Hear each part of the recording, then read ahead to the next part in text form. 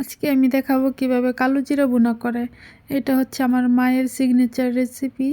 এখানে আমি প্রথমে কালো জিরে ভালো করে ধুয়ে তারপরে বেটে নিছি।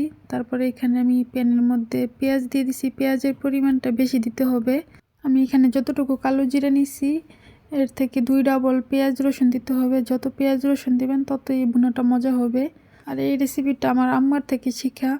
আমার মাকে খুব মিস করতেছিলাম এটা রান্না করতেছি, কারণ আমার মায়ের হাতে এটা অসাধারণ খেতে হয়। আর আমার মায়ের রান্নার হাত অনেক ভালো। যতই চেষ্টা করি না কেন আমার মায়ের মতন রান্না হয় না। এক একজনের হাতে এক এক রকম জোশ থাকে। যাই হোক, আপনাদের সাথে কথা বলতে বলতে এখানে আমি পেঁয়াজটা ভেজে নিছি। তারপরে আদা রসুন জিরা গরম মশলা ধনিয়া মরিচ হলুদ এগুলো দিয়ে ভালোভাবে কষিয়ে নিতেছি। আর এই রান্নাটা একদম কবুতরের মাংসের মতো রান্না করতে হবে। মশলাটা কষিয়ে এখন আমি কালো জিরা বাটা দিয়ে দিব। দিয়ে ভালো করে নাড়াচাড়া করে অল্প একটু পানি দিয়ে দিব যেন কালো জিরাটা ভালোভাবে সিদ্ধ হয়। আপনারা চাইলে বাড়িতে এইভাবে ট্রাই করে দেখতে পারেন। আমি আবারও বলে দিচ্ছি, কালি জিরার পরিমাণ কম থাকতে হবে, পেঁয়াজ রসুনের পরিমাণ বেশি থাকতে হবে, নয়তো তিতো লাগবে। কালো জিরাটা মশলার সাথে ভালো করে মিশিয়ে এখন আমি ঢাকনা দিয়ে ঢেকে দিব 5 মিনিটের জন্য, ভালো করে যেন সিদ্ধ হয়ে যায়।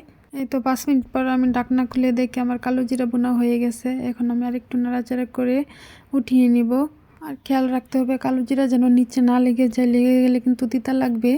এই তো দেখেন আমার ফাইনাল লুক। তো আজকের মতো এই পর্যন্ত। আমার রেসিপিটা কেমন লাগছে অবশ্যই কমেন্ট করে জানাবেন। আল্লাহ হাফেজ।